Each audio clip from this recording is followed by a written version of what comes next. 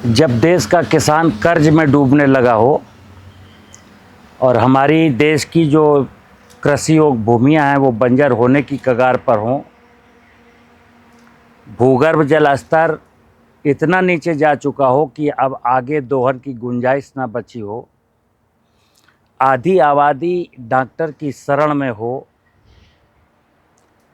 युवा पीढ़ी को हार्ट अटैक और शुगर जैसी बीमारियां, कैंसर जैसी बीमारियां आ रही हों, ऐसी स्थिति में मित्र अब फर्ज बनता है कि अब हम खेती को ज़रा एक आनेक से फिर से ठीक से समझने का प्रयास करूं।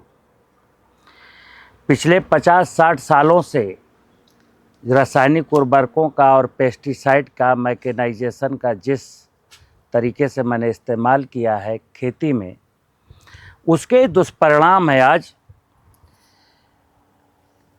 कि खेती में अनेकानेक समस्याएं हैं। मेरी हर रोज़ 30-40 किसानों से बात होती है। दूर दराज के किसान होते हैं, बड़ी मेहनत के साथ, शिद्दत के साथ, बड़ा खूबसूरत सपना लेकर के किसी खास फसल की खेती करते हैं। कुछ लोग सब्जी लगाते हैं, कुछ लोग फल लगाते हैं, कुछ लोग मेडिसिनल क्रॉप लगाते हैं।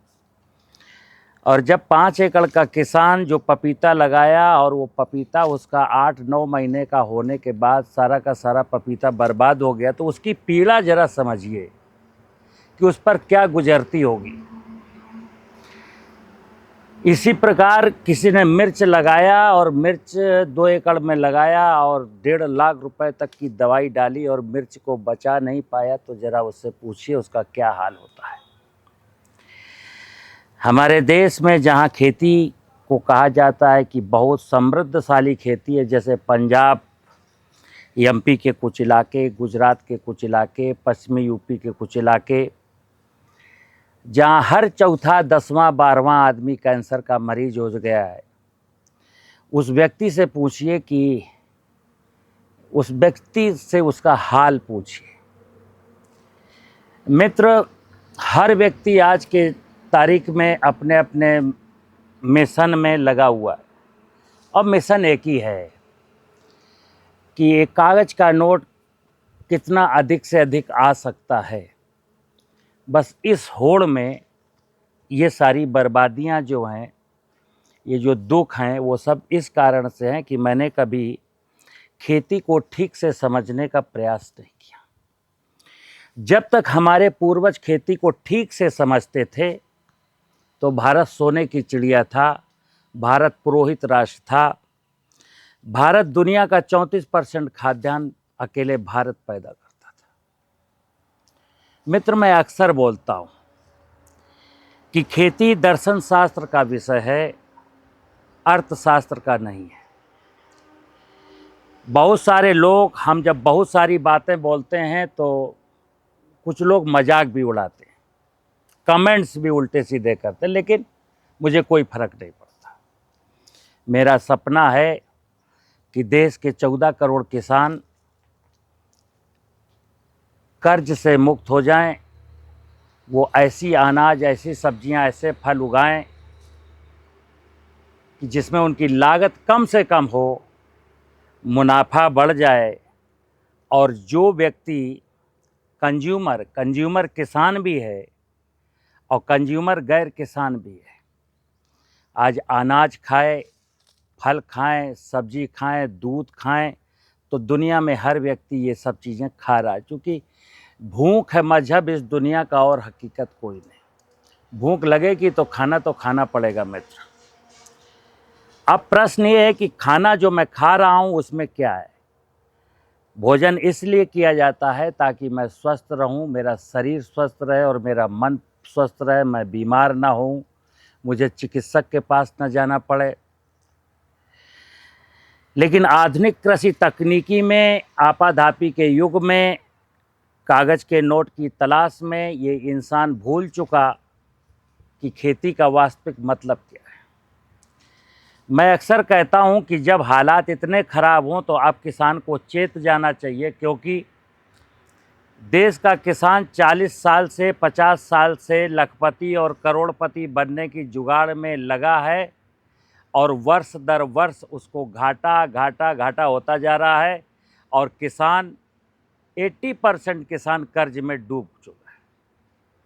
अब हालात तो ये हैं कि किसान ऐसा भी सपना देखता है कि शायद कोई सरकार चुनाव के पहले कर्ज माफ़ी का कोई ऐलान कर दे तो मैं उसी को सपोर्ट कर दूँ। मित्र, ये स्थिति बहुत अच्छी नहीं है। तो आज मैं खड़ा हूँ अपने इस फार्म में, और जब नेचुरल फार्मिंग की बात आती है तो एक जीवामृत की बात ज़रूर आती है। ये मेरे यहाँ जीवामृत है। मित्र, एक रहीमदास जी का दोहा है कि रहीमन बिरवा खेत में सींचे ते कुम्हलाए और रहे भरोसे राम के पत्थर पर हरियाए। मेरी आदत थी बचपन से क्या करीब 30-32 साल की जब उम्र में आया हूँ तो मुझे जंगल बहुत प्रिय है। मतलब जंगल जाना, जंगल में विचरण करना मुझे अच्छा लगता था। तो ये जो दोहा था रहीमदास जी का कि रहीमन बिरवा खेत में सींचे ते कुम्हलाए रहे भरोसे राम के पत्थर पर हरियाए। हम चूंकि जंगल जाते थे तो मैं देखता था कि वाकई यार जंगलों में तो कोई ना पानी देता है, ना उर्वरक देता है, ना जंगलों में कोई बीमारियां लगती हैं, ना जंगल में कोई कीड़ा लगता है। जंगल हरे भरे रहते हैं, किसान दिन रात मेहनत करता है, खेत जोतता है, सिंचाई करता है, फर्टिलाइज़र डालता है, बीमारियां लग जाती हैं, पेस्टिसाइड डालता है, कीड़ा लग जाता है, इंसेक्टिसाइड डालता है, खरपतवार मारने के लिए खरपतवार नाशी रसायन डालता है, पानी की सिंचाई के लिए गहरी गहरी बोरिंग कराता है, समर लाता है, बिजली का बिल देता है। इसके बावजूद भी कई बार क्या अनेक बार किसान की मुश्किल ऐसी आ जाती है कि उसका समाधान उसको नहीं मिलता। बाजार में कोई समाधान नहीं।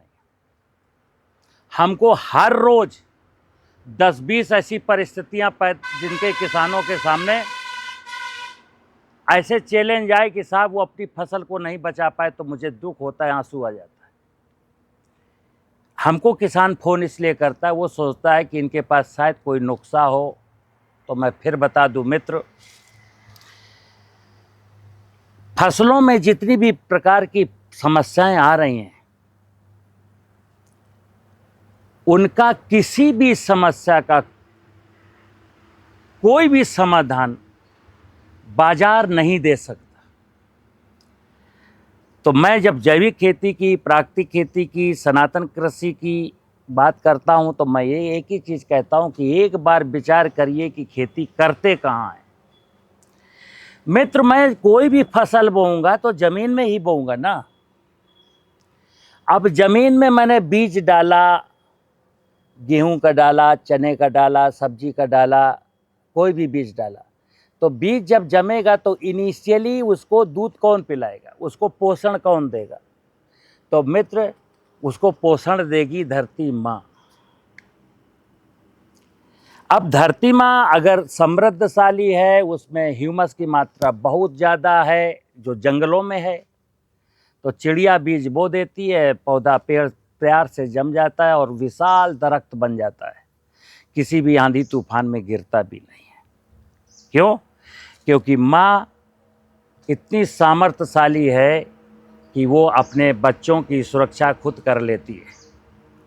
यहाँ क्या हुआ एग्रीकल्चर सेक्टर में पिछले 40-50 सालों से कि हम खेती में ज़मीन को महत्व नहीं देते, जलवायु को महत्व नहीं देते, वर्षा के पानी को महत्व नहीं देते, ज़मीन के ऊपर की बायोडाइवर्सिटी को महत्व नहीं देते। हमारे दिमाग में एक ही है कि ये फसल बोना है तो इतना यूरिया, इतना डीएपी, इतना पोटास लाना है। मेरे दिमाग में पहले से है कि बीमारी ना लगे, इसलिए प्रिकॉशन लेते हुए ये इस प्रकार के फंजीसाइड का स्प्रे करते रहना है। कोई कीड़ा ना लगे इसलिए हमको इन इंसेक्टिसाइड का प्रयोग करते रहना है। और इसमें हुआ क्या मित्र, देखिए, कीटनाशक, फफूंदनाशक, खरपतवार नाशक का मतलब नष्ट करने वाला। जब ये कीटनाशक, फफूंदनाशक, खरपतवार नाशक जैसे रसायन मैं फसल सुरक्षा के नाम पर प्रयोग करता हूँ, इनके पीछे लगा नाशक, नाश करने वाला, नष्ट कर देने वाला, संपूर्ण प्रकृति को, परिवेश को, मनुष्यता को नष्ट कर देने वाला। अब कुछ लोगों की दुकान चल गई, कुछ लोगों की इंडस्ट्रियां चल गईं, कुछ लोग अरबपति, खरबपति, करोड़पति बन गए, लेकिन घाटे में कौन गया? किसान। घाटे में कौन गया? जमीन, धरती माता की फर्टिलिटी। घाटे में कौन गया? बायोडाइवर्सिटी। आज पर्यावरणविद, इन्वायरमेंट पर बहुत चर्चा होती है, इकोसिस्टम पर बहुत चर्चा होती है, लेकिन सारे के सारे लोग मिलकर के पर्यावरण को, इकोसिस्टम को बर्बाद करने में लगे हैं, क्योंकि चंद कागज का नोट मिल जाए, फिर बातें अच्छी अच्छी करेंगे कि पर्यावरण अच्छा होना चाहिए, ज़मीन की फर्टिलिटी अच्छी होनी चाहिए, जंगल होने चाहिए, भूगर्भ जल ऊपर होना चाहिए, वाटर होल्डिंग कैपेसिटी ज़्यादा होनी चाहिए, लेकिन रियलिटी में कोई इस पर वर्क नहीं करना चाहता। मैं विनोद कुमार सचान, मेरा संकल्प है कि अगर देश के किसान मेरे इस अभियान के साथ चलेंगे तो मैं सबको कर्ज से मुक्ति दिला के रहूँगा। और हमको कुछ नहीं करना मित्र, करना आपको है। खेती में हमको पहला सूत्र है कि अपनी ज़मीन की फर्टिलिटी को बढ़ाना है। सबसे प्रमुख बिंदु है वो हम कैसे अपनी ज़मीन की फर्टिलिटी को इंक्रीज कर दें, कैसे ज़मीन की बायोडाइवर्सिटी को इंक्रीज कर दें। अगर इतना कोई समझ जाता है और इस पर काम करता है तो बस वो किसान खुशहाल हो जाएगा, उसकी लागत ख़त्म हो जाएगी या कम हो जाएगी, उसकी जो उपज होगी वो खाने लायक होगी, उसमें स्वाद होगा, उसमें पौष्टिकता की गारंटी होगी। मित्र, आज मैं कोई फसल बोता हूँ तो मिट्टी की जांच कराता हूँ तो पता चलता है कि भाई इसमें नाइट्रोजन की कमी है, इसमें पोटास की कमी, इसमें फास्फेट की कमी, इसमें जिंक की कमी, इसमें सल्फर की कमी है, इसमें आयरन की कमी है, मोलिब्डेनम की कमी है, मैग्नीज की कमी है, मैग्नीशियम की कमी। ये क्या तमाशा है? कैसे कमी है? धरती में इन पोषक तत्वों की कमी कैसे है? और जो कमी है क्या वो बाजार पूरा कर सकती है? प्रश्न केवल इतना है। क्या जमीन में आई हुई कमियों को बाजार पूरा कर सकता है? नहीं कर सकता। प्रकृति में कोई कमी नहीं है, प्रकृति में कोई बीमारी नहीं है। बीमारी हमारे दिमाग में है, हमारे सोच में है, मेरे चिंतन में है कि हर व्यक्ति को करोड़पति बनना है। बन पाए या ना बन पाए, प्रयास में लगा रहेगा। करोड़पति के बनने के चक्कर में हम अपनी ज़मीन को, अपने भूगर्भ जल को, अपनी बायोडाइवर्सिटी को, पूरे के पूरे परिवेश को ख़त्म करके मानेंगे। आज यही हुआ है मित्र। अब कैसे हम अपनी ज़मीन को अच्छा करें? प्रश्न केवल इतना है। तो एक विषय है मित्र, एक पत्ता है, ऐसे अनेक पत्ते हैं, इनको हम कार्बनिक पदार्थ कहते हैं। वनस्पतियों से प्राप्त हुआ प्रत्येक भाग कार्बनिक पदार्थ है। फसलों के अवशेष को पशु जब खाएगा, गोबर करेगा, वो कार्बनिक पदार्थ है। ये कार्बनिक पदार्थ धरती से आया है, धरती को वापस कर दीजिए, बरसात के सीज़न में कार्बन बन जाएगा, यानी कि ईस्ट कलर का जो पत्ता है वो ब्लैक कलर का हो जाएगा। जब वो ब्लैक कलर का हो जाएगा तब आती है बारी इन सूक्ष्म जीवाणुओं की, जीवामृत। आज की तारीख में जो चिल्लाया जा रहा है बाजार में, जीवामृत, जीवामृत, जीवामृत, यानी कि जमीन में पाए जाने वाले वो नाना प्रकार के माइक्रो ऑर्गेनिज्म जो पेस्टिसाइड डालने के बाद मर गए। जब हम दीमक को मारने के लिए, व्हाइट ग्रब को मारने के लिए, निमेटोड्स को मारने के लिए खतरनाक इंसेक्टिसाइड उपयोग करते हैं तो जमीन में रहने वाली प्रत्येक जीव इकाई मर जाती है। आज देश की अधिकांश भूमियों में लगभग 90% तक जीवन समाप्त हो चुका है। यानी जीव है ही नहीं। इसलिए जंगल की मिट्टी, मैंने कहा रहीमन बिरवा खेत में सींचे ते कुम्हलाए, रहे भरोसे राम के पत्थर पर हरियाए। तो मैंने सोचा कि पत्थर पर हरियाली क्यों है, तो मैं जंगलों से जा कर के ना, जो समृद्ध बायोडाइवर्सिटी के फॉरेस्ट एरिया थे, उनसे जा कर के 2009 और 2014 के बीच में मिट्टी के कलेक्शन का काम किया, और उसी में जो माइक्रोब्स थे वो उनका यहाँ संवर्धन किया। अब मैं जैसे कई बार कहता हूँ कि इसमें जब मिट्टी जंगल से लाते हैं तो इसमें कुछ नेगेटिव पैथोजिन आते हैं, यहाँ एक कुमलेट आ जाते हैं, तो छन्नी से छान करके उनको बाहर कर देते। ऐसे मैं बोलता हूँ, मेरे साथ हुआ है। लेकिन अब कुछ लोग क्या कहते हैं कि माइक्रोब्स तो इतना छोटा होता है जो दिखता नहीं है, सचान साहब उसको छन्नी से छानते हैं।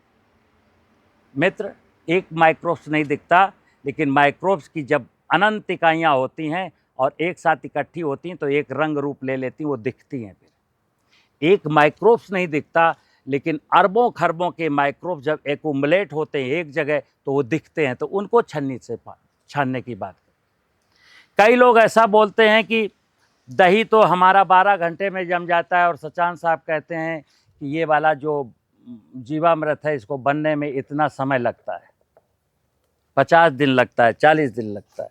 ये कैसे संभव है?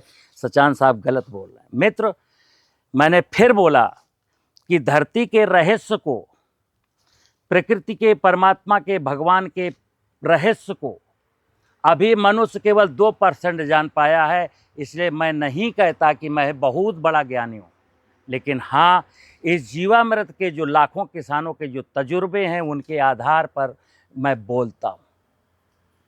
मैं नहीं मालूम कि मैं अक्सर कह देता हूँ कि इस जीवामृत में कितने प्रकार के जीवाणु हैं हमें नहीं पता। मैंने कभी नहीं कहा मुझे पता है, हमको नहीं पता, किसी को नहीं पता, और कोई पता भी नहीं कर सकता। चैलेंज के साथ कहता हूँ, इस जीवामृत में कितने प्रकार के माइक्रोब्स है कोई माई का लाल पता भी नहीं कर सकता, पूरी जिंदगी रिसर्च कर ले। मित्र, प्रकृति की माया को हम कैसे पूरा पता कर लेंगे? तो हमें पता करना भी नहीं चाहिए, हमें एक ही काम करना चाहिए, मुझे प्रकृति की माया को पता नहीं करना है, प्रकृति की माया पर बिलीव करना है, विश्वास करना, ट्रस्ट करना। अगर हम ट्रस्ट करेंगे तो हमारा काम हो जाएगा। अब ये जीवामृत, कार्बन और जीवामृत दो चीजें। जैसे मिट्टी की जांच कराते हैं तो उसमें लिख के आता है जीवांश कार्बन। फिर बता दूं मित्र, 12 पैरामीटर पर जो मिट्टी की जांच होती है उसमें पीएच होता है, ईसी होता है, ऑर्गेनिक कार्बन होता है, फिर और पोषक तत्व होते हैं। बेस जो आधार है, आधार केवल ऑर्गेनिक कार्बन है। किसी मिट्टी का पीएच खराब हो जाएगा तो ऑर्गेनिक कार्बन से सुधरेगा, ईसी बिगड़ जाएगी, इलेक्ट्रिक कंडक्टिविटी में अगर कोई इधर उधर ऊंच नीच हो गई है वो भी ऑर्गेनिक कार्बन से सुधरेगी। हर पोषक तत्व की पूर्ति ऑर्गेनिक कार्बन से। एक ऐसा दे सब सदे, सब सादे सब जाए। तो मैं एक बात कर, मिट्टी और मिट्टी में जीवांश कार्बन की मात्रा। अब जीवांश और कार्बन सीएन रेशियो, जैसे विज्ञान के महारथी बोलते थे पहले, सॉइल में जो सीएन रेशियो कितना होना चाहिए, 10:1। यानी कि 10 हिस्सा अगर कार्बन है तो 1 हिस्सा न्यूट्रिशन होना चाहिए। आज ये सीएन रेशियो कैसा हो गया, 30:1। यानी 30 हिस्सा कार्बन का तो 1 ही हिस्सा केवल न्यूट्रिशन का है। कारण ये माइक्रो ऑर्गेनिज्म, और अभी भी शायद कुछ लोग झूठ बोल रहे हो। मित्र, जब खेत में कार्बनिक पदार्थ गया, बरसात में नमी के टच में आया, कार्बन बना। अब उस कार्बन को खाने वाले जीव नहीं है, केंचुआ नहीं है, दीमक नहीं है, गुबरैला नहीं है, सूक्ष्म जीव नहीं है, तो न्यूट्रिशन कैसे बनेगा? जीवांश का मतलब हुआ मरे हुए जीवों का अंश। अब जितने ज़्यादा से ज़्यादा जीव होंगे, जितना अधिक से अधिक कार्बन होगा, उतना ही ज़्यादा जीवांश बनेगा। अगर ज़मीन में जीवांश है, और ये जो जीवामृत के जीवाणु हैं, इनके अनेक फंक्शन हैं। अब जैसे मैं कहता हूँ, मैं 2 चीज़ें बताता हूँ कि इसके जो जीवाणु हैं वो कार्बन खाएंगे, जीवांश बढ़ाएंगे। इनमें जो जीवाणु हैं वो ज़मीन में निगेटिव पैथोजिन को ख़त्म, मैं इतना ही जानता हूँ। मित्र, सॉइल में सैकड़ों प्रकार की एक्टिविटी हो रही हैं जो मुझे नहीं पता। इसलिए सैकड़ों प्रकार की एक्टिविटी के लिए ये माइक्रो ऑर्गेनिज्म होने चाहिए। तो इसलिए जीवामृत तो किसान को डालना पड़ेगा। अब जीवामृत मैंने ये जंगल की मिट्टी से ला करके जीवामृत बनाया है। आज भी मेरे दूर दराज के किसान कहते हैं साहब मैं कैसे बनाऊं, झांसी कैसे आऊं, तो मैं एक ही चीज़ कहता हूं मित्र, आपके आसपास 100 किलोमीटर, 50 किलोमीटर, 200 किलोमीटर दूर पर अगर कहीं फॉरेस्ट एरिया हो या गांव में फॉरेस्ट एरिया जैसा कहीं एक माहौल हो, वहाँ जाइए। जिन पेड़ों के नीचे ढेर सारा बायोमास खड़ा हो, उन पत्तों को हटाइए। उनके नीचे अगर नमी युक्त भुरभुरी मिट्टी मिलती है तो समझ लीजिए कि राम की माया वहाँ पूरी है। बस 10 किलो, 5 किलो, 15 किलो, जितना एरिया जितना जल्दी बनाना है तो 10 किलो, 5 किलो, 15 किलो, 20 किलो मिट्टी लाइए। इस प्रकार का एक ड्रम लीजिए, उसमें मिट्टी को डाल दीजिए, पूरा ड्रम पानी से भर दीजिए और 28 किलो चीनी डाल दीजिए। अगर किसी को 1.5 महीना, 1 महीना, 2 महीना बनाना है तो सीधे 28 किलो चीनी डाल दे। अगर किसी को पता है कि अभी मेरी क्रॉप 4 महीना बाद बोई जाएगी तो 28 किलो चीनी को 4 महीने में 7 किलो, 7 किलो, 7 किलो, 7 किलो ऐसे डाल दे। प्रतिदिन एक पंजे से ऐसे हिलाता रहेगा और जब 20-25 दिन हो जाए तो डंडे से ऐसे गोल गोल घुमाएगा। हमको एक वीडियो भेज देगा, मैं बता दूंगा मित्र आपकी मिट्टी बहुत अच्छी थी। ये जीवामृत मैंने जो ज़मीन में जो माइक्रो ऑर्गेनिज्म मैंने पेस्टिसाइड डाल के मारे थे उनको मैंने इनाकुलेट कर दिया। बहुत सारा काम मैंने कर लिया। मैंने फिर बोला कि मित्र ये माइक्रो ऑर्गेनिज्म जब ज़मीन में जाएंगे तो वहाँ जो ज़मीन में जो ऑलरेडी पहले से कार्बन पड़ा हुआ था उसी को खाएंगे। अब मान लीजिए ज़मीन में कार्बन 0.3% है। 1 हेक्टेयर मिट्टी का वजन 20,000 कुंटल होता है और अगर 0.3% कार्बन है तो मतलब केवल 80 कुंटल वहाँ कार्बन है। 200 कुंटल होना चाहिए, 80 कुंटल है। अब ये जीवाणु जब खाएंगे उस कार्बन में से एक नियम है 80 कुंटल का 10:1, 80 में से 10 कुंटल न्यूट्रिशन निकालेंगे पूरे साल भर में। अब आप देख लीजिए कि खरीफ और रबी और जायद 8 कुंटल से आपका काम चल जाएगा क्या? अगर आप ऐसी फसल बोते हैं जिनकी डिमांड पोषक तत्वों की कम है तो चल जाएगा। अगर गन्ना है, आलू है, कपास है, सोयाबीन है, धान है, गेहूं है, ऐसी क्रॉप बोते हैं तो 0.3% जहाँ कार्बन है वहाँ जीवामृत डाल देने के बावजूद आपकी फसलों की प्रचुर पैदावार नहीं मिलेगी। ऐसी दशा में हमको ज़मीन में कार्बन भी बढ़ाना होता है।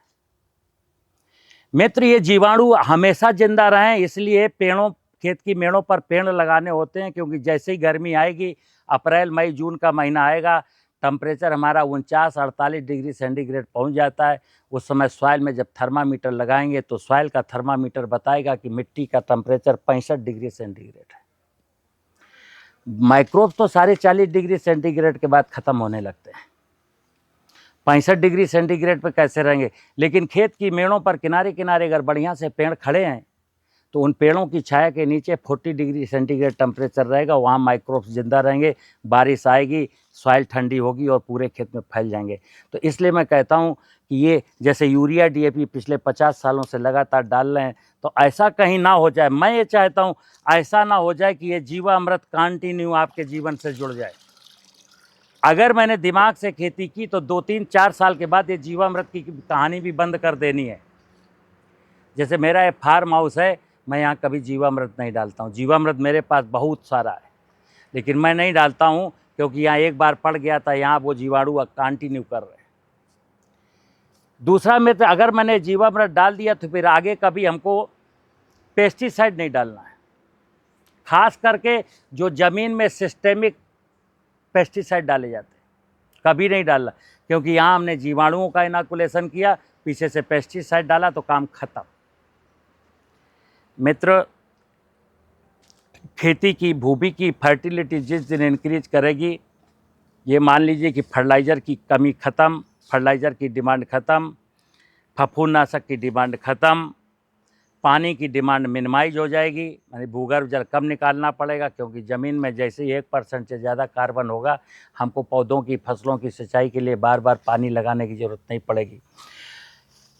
साथ ही साथ ऐसी लाइलाज बीमारियां कि साहब निमेटोड्स पीछा नहीं छोड़ रहा है। रूट रॉट पीछा नहीं छोड़ रहा है, ये बीमारी सारी की सारी बीमारियां पीछा छोड़ देंगी। मित्र, धरती माँ में इतनी सामर्थ्य है कि सब कुछ खुद कर लेती है। हम धरती के लिए कुछ करें, धरती सब कुछ कर लेगी। धर्मो रक्षति रक्षता, धरती से बड़ा, धरती की पूजा से बड़ा कोई धर्म नहीं है। मुझे उम्मीद है मित्र आपको मेरी बात समझ में आई होगी। नमस्कार।